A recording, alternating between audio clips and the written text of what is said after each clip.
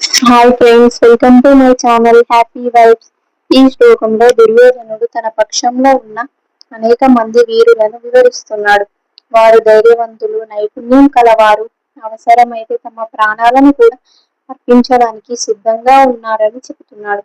గర్భధారణలో కూడా తల్లి ఒంటరిగా ఉండదు. ఆమెకు కుటుంబ సభ్యులు, వైద్యులు, మంచి ఆహారం, సరైన విశ్రాంతి, సానుకూల ఆలోచనలు, ప్రార్థనలు ఇవన్నీ ఆమెకు అండంగా నిలిచే వీరుల లాంటివి.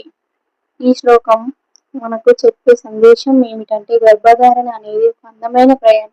ఈ ప్రయాణంలో ప్రేమ, మద్దతు, ధైర్యం కలిసి తల్లి మరియు బిడ్డ ఆరోగ్యాన్ని కాపాడుతాయి.